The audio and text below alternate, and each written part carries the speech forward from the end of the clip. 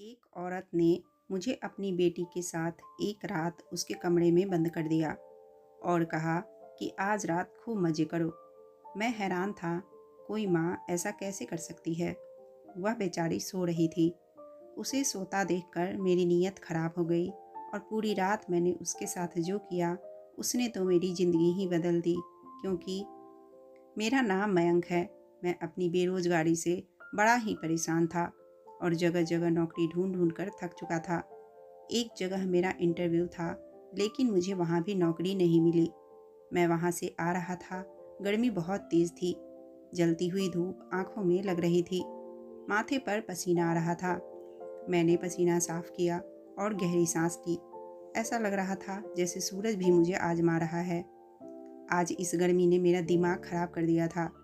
मैं अपने हाथ में पड़ी हुई फाइल को अपने सर पर रखकर खुद पर छांव करने लगा। सड़क किनारे मैं तेज कदम उठाता हुआ चला जा रहा था। तभी अचानक मुझे एक पेड़ नजर आया। मैं उस पेड़ के नीचे आकर खड़ा हो गया। उस पेड़ की छांव में खड़े होकर मुझे कुछ सुकून मिल गया। अपने बैग से पानी की बोतल निकालकर जैसे ही पानी पीने के लिए मुंह लगाया तो पानी भी खत्म हो चुका था। प्यास की वजह से मेरा बुरा हाल हो चुका था। दूर दूर तक कहीं भी मुझे नल नजर नहीं आ रहा था। हर कोई अपने अपने कामों में व्यस्त था। एक मैं ही था जो बेरोजगार और बदनसीबी लेकर पैदा हुआ था। बचपन से लेकर जवानी तक पहुंचते पहुंचते मैंने बहुत सारे सबक सीख लिए थे। पानी की खाली बोतल लेकर मैं आसपास नज़र दौड़ाने लगा कि कहीं से पानी मिल जाए, लेकिन मुझे कहीं भी नज़र नहीं आ रहा था। अभी मैं आसपास देख ही रहा था कि अचानक मुझे महसूस हुआ जैसे मेरे पास कोई खड़ा है। तभी किसी ने आगे हाथ बढ़ा दिया। मैंने जैसे ही उसके हाथ की तरफ देखा तो उस हाथ में पानी का बोतल था। वह हाथ मेरी तरफ बढ़ रहा था। वह बिल्कुल गोरा दूध जैसा सफ़ेद हाथ था। उसमें सोने की एक अंगूठी और चमकीली चूड़ियाँ थी। मैंने उस हाथ से नज़रें जब सामने की तरफ उठाया और उस इंसान के चेहरे पर डाला तो मैं चौंक गया। वह एक औरत थी जिसने साड़ी पहनी थी। वह औरत बहुत ज़्यादा खूबसूरत थी।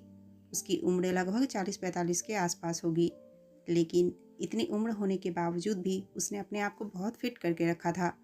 उसकी आंखों में एक अजीब सी चमक थी और चेहरे पर मुस्कुराहट थी। उसने मेकअप कर रखा था। मुझसे कहने लगी, यह लो पानी पी लो, तुम्हें प्यास लग रही थी।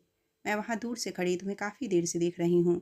तुम मुझे कुछ परेशान नज़र आ रहे हो। मैंने भी पानी का बोतल पकड़ा और वहीं पर खड़े होकर पानी पीने लगा। मुझे बहुत ज़्यादा प्यास लगी थी। एक ही सांस में मैंने वह पानी खत्म कर दिया।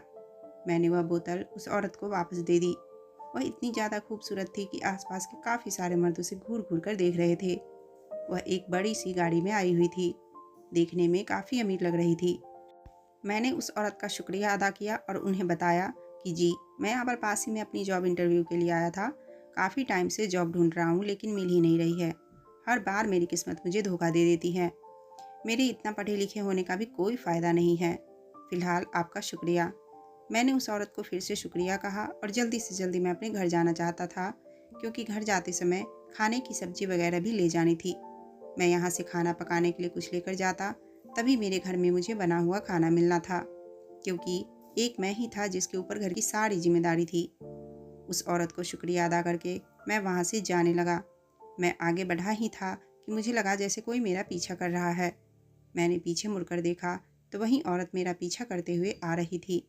वह मुस्कुराते हुए एक बार फिर मेरी तरफ देखने लगी। मैं कुछ समझ नहीं पाया। मैंने सोचा कि हो सकता है इस औरत का घर भी इसी रास्ते पर हो, लेकिन वह पैदल क्यों आ रही थी। यही बात सोचते हुए मैं चल रहा था। फिर वह मेरे बराबर में आकर मेरे कदम से कदम मिलाकर चलने लगी। एक सेकंड के लिए मैं रुक गया। मेरे रुकने पर वह भी रुक गई और मुझे देखने लगी। मुझे तो उसकी हरकतें अब पागल जैसी लगने लगी थी, लेकिन इतनी खूबसूरत औरत मेरा पीछा क्यों कर रही थी। फिलहाल मैं उस औरत की चालाकी को अच्छे से समझता था। मैंने घूर कर उसे देखा और कहने लगा कि क्या बात है मैडम, आप मेरा पीछा क्यों कर रही हो। मैंने आपको शुक्रिया बोल दिया है, क्या अब आपको पानी के पैसे देने पड़ेंगे। वह मेरी बात सुनकर मुस्कुराने लगी।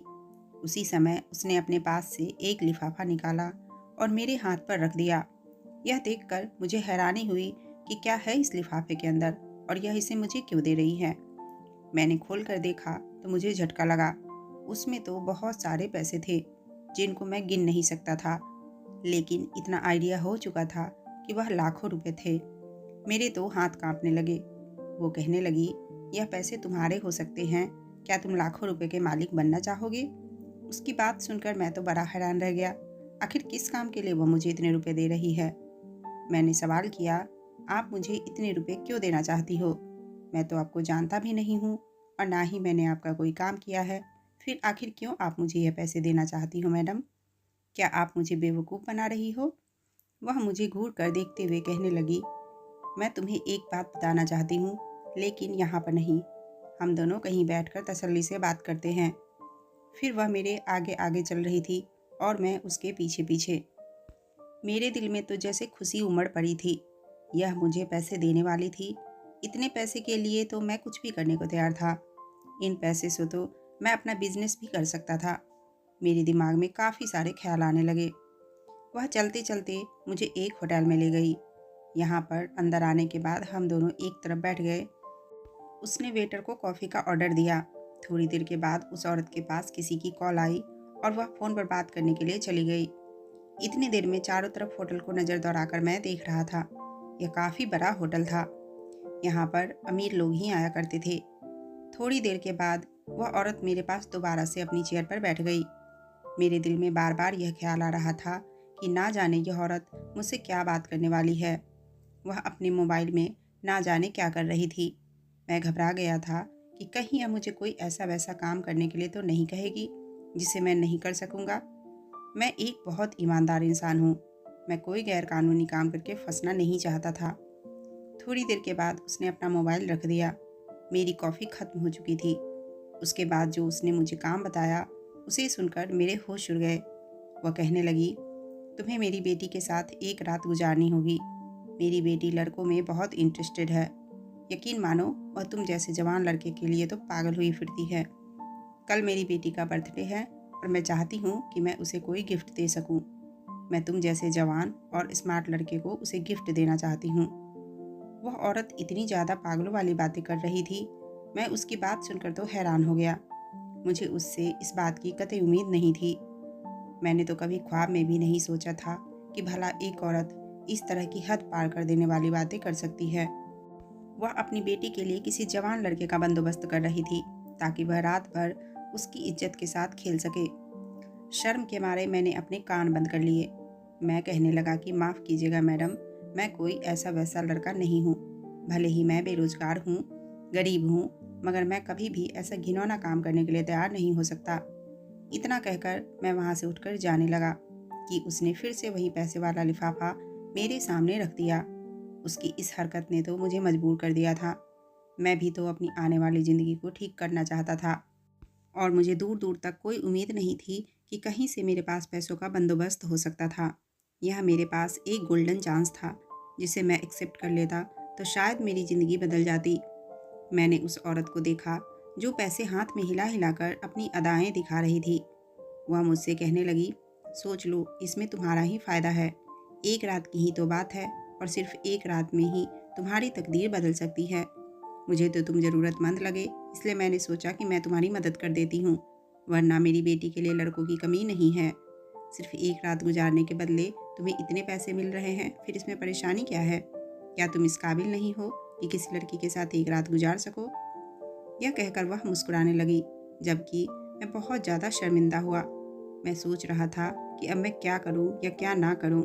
मुझे इन पैसों की ज़रूरत तो बहुत थी, इसलिए मैंने जल्दबाजी में फ़ैसला कर लिया कि मैं उसकी बात मानने के लिए तैयार हूँ।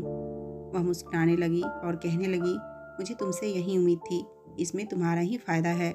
यह पैसे तुम्हारी तकदीर बदल देंगे। उसने मुझे कुछ पैसे एडवांस में दे दिए और कहने लगी कि यह पैसे लेकर घर जाओ, बाकी के पैसे मैं तुम्हें काम होने के बाद दे दूँगी। मैंने वह पैसे ले लिए और घर आ गया। उस औरत ने मुझे अपना मोबाइल नंबर और अपने घर का एड्रेस भी दिया था और बता दिया था कि मुझे किस टाइम उसके घर पे आना है। मैं अपने घर गया तो घर लौटते हुए मुझे काफ़ी देर हो गई थी। मैं अपनी माँ के लिए कुछ दवाई और घर का बहुत सारा राशन ले लिया। मेरी माँ ने मेरे हाथों में इतना सारा सामान देखा तो वो यह देखकर बहुत हैरान रह गई, क्योंकि आज से पहले मैं इतना ज़्यादा सामान लेकर कभी भी अपने घर में नहीं गया था। मेरी माँ और बहन मुझसे सवाल करने लगी कि तुम यह सब कुछ कैसे लेकर आए हो, तुम्हारे पास इतने पैसे कहाँ से आए? अपनी माँ की बात सुनकर मैं थोड़ा घबरा गया हाथ मुंह धोते हुए मैं माँ से कहा कि मेरी एक जगह नौकरी लग गई है। उन्होंने मुझे कुछ पैसे एडवांस में दिया है। बस इन्हीं पैसों से मैं आपके लिए सामान लेकर आ गया हूँ।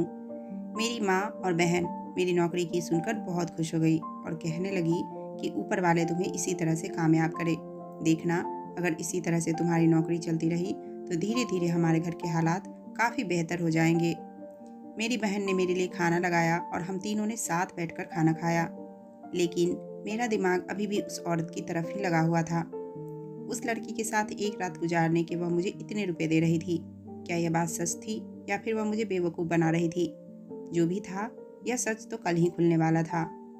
मैं अगले दिन उसी टाइम पर तैयार होकर घर से निकलने लगा तो मेरी माँ ने मुझसे सवाल किया कि बेटा, तुम कहाँ जा रहे हो इतना तैयार होकर? मैंने माँ से कहा कि मैंने कल ही तो आपको बताया था ना कि मेरी नौकरी लग गई है, मैं बस वहीं जा रहा हूँ। आप ऊपर वाले से दुआ करो कि आपका बेटा कामयाब हो जाए। अगर आपका बेटा कामयाब हो जाएगा तो हमारी पूरी ज़िंदगी बदल जाएगी। मेरी माँ यह सुनकर बहुत खुश हुई और मैं घर से निकल गया। मैं उस औरत के घर पर पहुंच चुका था। उसका घर देखकर तो मेरी आंखें फटी की फटी रह गई। यह कोई घर नहीं बल्कि एक महल था। यह बहुत खूबसूरत घर था। लेकिन मैं यह सोच सोच कर परेशान हो रहा था कि इतनी अमीर औरत इतना गलत काम कैसे कर सकती है। मैं उसके घर के बाहर खड़े होकर उसके दिए नंबर पर कॉल करने लगा। उसने मेरी कॉल रिसीव की और कहा कि तुम कहाँ पर हो? मैंने उसे बताया कि मैं तो आपके घर के बाहर ही खड़ा हूँ। तो उसने कहा, अरे तुम बाहर क्यों खड़े हो? जल्दी से अंदर आ जाओ, मैं कब से तुम्हारा इंतज़ार कर रही हूँ।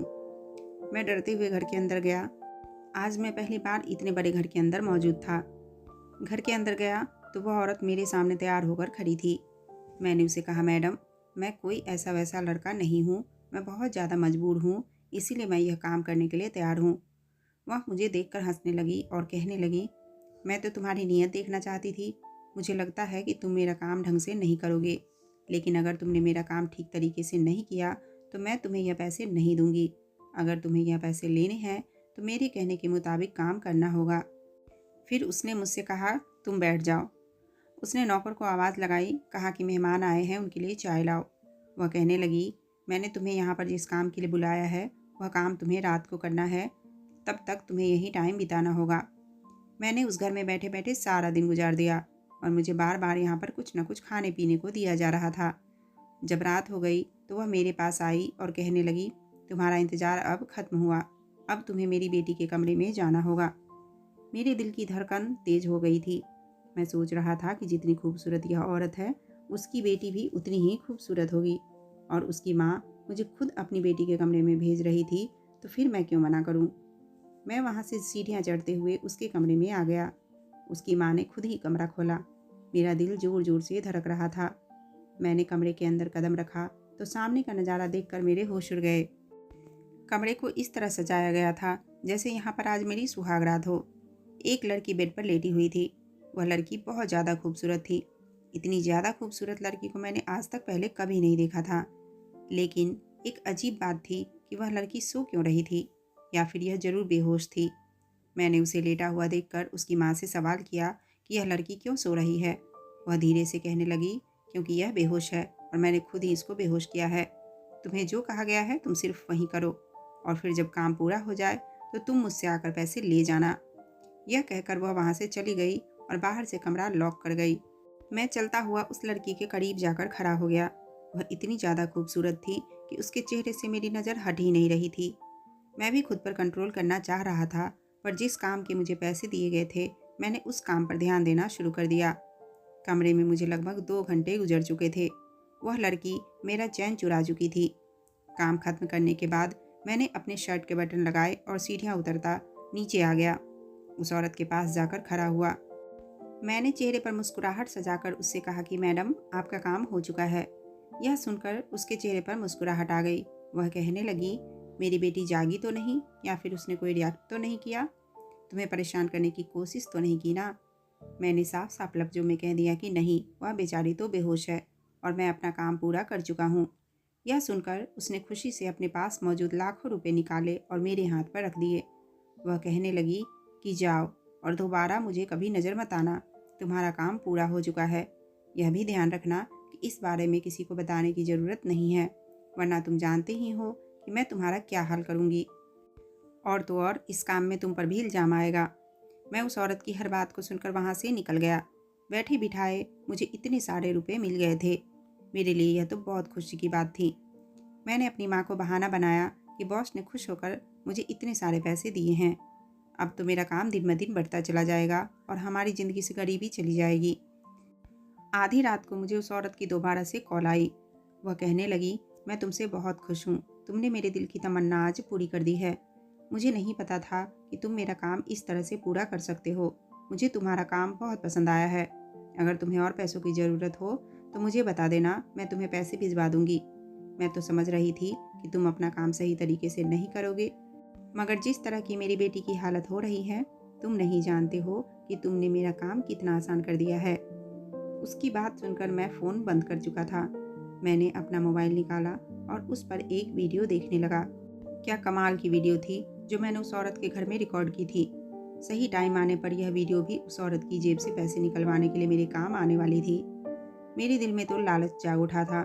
मैंने टाइम देखा, अब मुझे सोना चाहिए था क्योंकि सुबह मैं एक नए काम को अंजाम देने वाला था। अगली सुबह मैं उठा और दोबारा वहीं पर चला गया। मैंने बाहर खड़े होकर उसके नंबर पर कॉल किया। थोड़ी देर के बाद उस घर का दरवाज़ा खुला। दरवाज़ा खुलते ही वह घर से बाहर निकल गई और मेरे साथ बाइक पर बैठ गई। बाइक भी मेरी नहीं थी, मैंने अपने किसी दोस्त से थोड़ी देर के लिए उधार मांगी थी। मुझे अब सीधा कोर्ट जाना था, जहाँ मैं उस लड़की के साथ कोर्ट मैरिज करने वाला था। जैसे ही कोर्ट के बाहर खड़े होकर मैंने उस लड़की को देखा तो वह अपने चेहरे को झुकाकर खड़ी थी। उसका नाम पूजा था। वह बहुत ज़्यादा खूबसूरत थी। उसकी बड़ी बड़ी आंखें, आंखों में आंसू थे। जो कदम वह मेरे साथ उठाने जा रही थी उसमें उसकी ही भलाई थी, मगर अफसोस कल के गुजरे हुए हालात हमें याद आने लगे। उसके बाद ही मैंने यह फैसला किया था कि मैं इस लड़की के साथ शादी करूंगा। कुछ देर बाद कानूनी तौर पर हम दोनों पति पत्नी बन चुके थे। वह बेचारी बहुत ज़्यादा परेशान थी और बिल्कुल खामोश थी। जब उसने कोर्ट मैरिज के पेपर पर साइन किए तो वह फूट फूट कर रो रही थी। ऐसा करना भी तो बहुत ज़रूरी था। कल रात जब मैं कमरे में गया था और वह औरत जब कमरा बंद करके वहाँ से चली गई थी तो मैंने एक नज़र उस लड़की को देखा। वह लड़की बहुत ज़्यादा खूबसूरत थी। मेरी नज़र उसकी खूबसूरती से हट ही नहीं रही थी, मगर उसके चेहरे पर एक अजीब सी मासूमियत मुझे नज़र आ रही थी। यह देखकर मेरा दिल मुझे गलत काम करने से रोक रहा था। मैं भी तो बहुत ज़्यादा मजबूर था और मुझे पैसों की ज़रूरत थी। मैं बेचैनी से कमरे में इधर उधर टहल टहल कर सोच रहा था कि ऊपर वाला मुझे कोई रास्ता दिखाए कि मैं कुछ गलत ना कर सकूं और मुझे पैसे भी मिल जाए। अभी मैं यही सब सोच रहा था कि अचानक मुझे टेबल पर एक डायरी रखी हुई नजर आई। मैं डायरी को खोलकर पढ़ने के लिए बैठ गया। उस डायरी में उस लड़की की ज़िंदगी की कहानी थी कि यह औरत मेरी सौतेली माँ है, जिसने सबको यह साबित किया हुआ है कि मैं पागल हूँ और मुझे पागल साबित करके इस घर से यह निकाल देना चाहती है। मैं ऐसी ज़िंदगी नहीं गुजार सकती जहाँ पर मेरे अपने ही मुझ पर जुल्म करे। मेरे पापा भी मुझसे नाराज़ रहने लगे हैं। उन्हें भी यह लगता है कि मैं पागल हूँ, लेकिन मैं पागल नहीं हूँ। मैं बिल्कुल ठीक हूँ। यह औरत मुझे घर से निकाल कर मेरे हिस्से की जायदाद अपने नाम करवाना चाहती है। यह सब बातें पढ़कर मेरा दिल दहल गया था। मुझे उस लड़की पर बहुत तरस आ रहा था। उसकी सौतेली माँ ने मुझे जो काम दिया था कि मैं उसके साथ एक रात गुजारूं, मैं समझ गया था कि उसकी सौतेली माँ उस पर गलत इल्ज़ाम लगाकर उसे बदनाम करना चाहती थी, ताकि वो अपने पापा की नज़रों में गिर जाए और उसके पापा अपनी ही बेटी को अपनी जायदाद से बेदखल कर दे। भले ही मैं इस काम के लिए तैयार हो गया था, लेकिन मेरी ईमानदारी मुझे उसके साथ यह सब करने से रोक रही थी। मगर वह बेखबर सो रही थी। हो ना हो उसकी माँ ने ज़बरदस्ती उसको बेहोश किया है, ताकि जब उसको होश आए तो उसकी इज्जत लुट चुकी हो।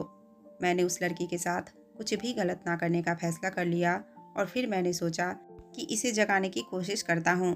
कुछ देर की कोशिशों के बाद उसे होश आ चुका था।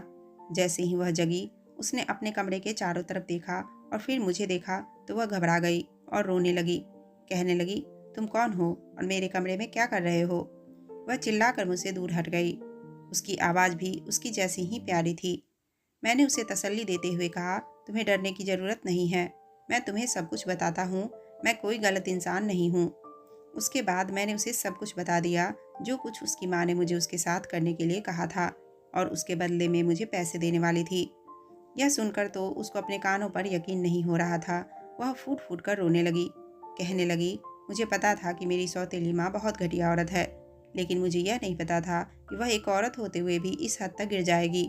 वह मुझे अपने बारे में बताते हुए कहने लगी कि जब मैं छोटी थी तभी मेरी माँ एक बीमारी की वजह से मर गई थी।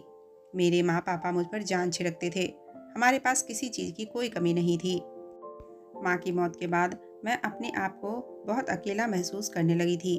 बड़ी होने के बाद मैं अपने पापा का भरपूर ख्याल रखती थी, मगर फिर भी अपनी पढ़ाई में बिजी होने की वजह से मैं अपने पापा के साथ ज़्यादा वक्त नहीं गुजार पाती थी।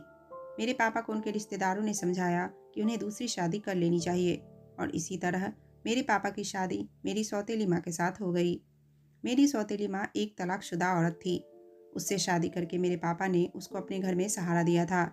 मेरे पापा को लगता था कि यह औरत हम लोगों का बहुत ख्याल रखेगी, लेकिन इस औरत ने इस घर में आने के बाद एक मेरे खिलाफ साजिश शुरू कर दी, क्योंकि उन्हें अच्छे से पता था कि मेरे पापा के पास जो भी प्रॉपर्टी है उसकी मालकिन मैं ही हूँ। मेरे पापा का बिजनेस बहुत अच्छा है, वह काफ़ी पैसे कमाते हैं, लेकिन इस औरत को यही बात बर्दाश्त नहीं होती थी कि यह सब मेरे नाम पे क्यों है। मैं उसको अपनी माँ समझकर उसके करीब जाती थी, लेकिन उसने मुझे कभी भी प्यार नहीं किया। मेरे पापा के सामने तो ऐसे रिएक्ट करती थी जैसे मुझे बहुत प्यार करती है, लेकिन उनके पीछे मुझ पर बहुत जुल्म करती थी। मैं बहुत ज़्यादा परेशान रहने लगी। इसी तरह से उस औरत ने मुझ पर इल्ज़ाम लगाकर मेरे पापा को मेरे खिलाफ कर दिया। अब तो वो मुझ पर हाथ भी उठाने लगे थे। उस औरत ने मेरी ऐसी अजीब अजीब हरकतें मेरे पापा को बताई कि उन्होंने मुझे पागल समझना शुरू कर दिया और सिर्फ मुझे कमरे में बंद रहने के लिए ही कहा। मैं पिछले 2-3 साल से कमरे में ही बंद रहती हूँ।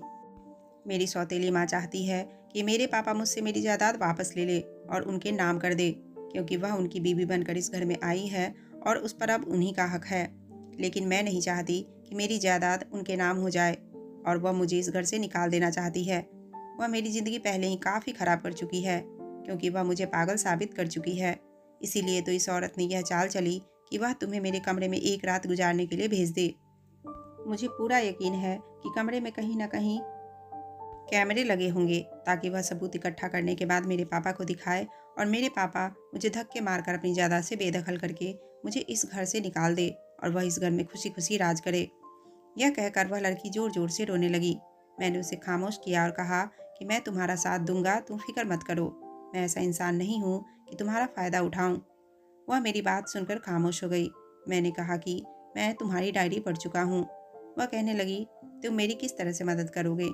मैंने कहा कि मैं तुमसे शादी करूँगा, मुझे तुम्हारे जायदाद से कोई मतलब नहीं। मैंने फिर उसे अपने प्लान के बारे में बताया और शर्ट का बटन लगाता हुआ नीचे उतर आया। मैंने पैसे लिए और वहाँ से निकल आया।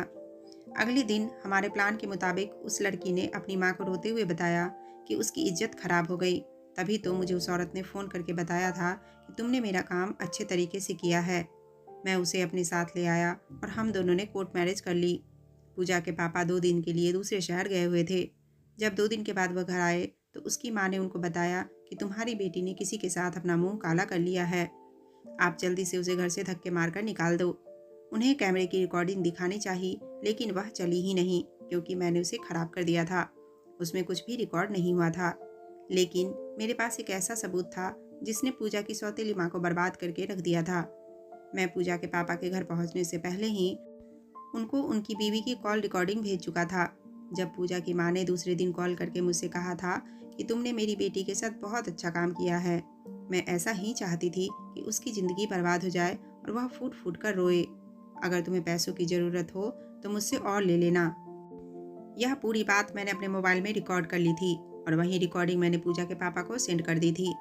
पूजा की माँ को यह उम्मीद नहीं थी कि वह अपने ही बिछाए हुए जाल में खुद फंस सकती है। पूजा ने भी सब कुछ सच सच बता दिया था और कहा कि वह मेरे साथ शादी कर चुकी है। पूजा के पापा ने अपनी दूसरी बीवी को घर से निकाल दिया। अब वह दर दर की ठोकरें खा रही हैं। पूजा के पापा ने खुशी खुशी मेरी और पूजा की शादी धूमधाम से कर दी। मेरे दिल में उस समय जरूर लालच आ गया था, लेकिन मैं किसी औरत की इज्जत खराब नहीं कर सकता था। मेरी इसी ईमानदारी से खुश होकर उन्होंने कहा कि तुम्हें चोरी छुपे उसके साथ शादी करने की क्या ज़रूरत थी। अब मेरी शादीशुदा ज़िंदगी पूजा के साथ बहुत अच्छी गुजर रही है। कहानी अगर अच्छी लगी तो लाइक करें और चैनल पर नए आए हो तो प्लीज़ चैनल को सब्सक्राइब कर दें। वीडियो देखने के लिए आपका बहुत बहुत धन्यवाद।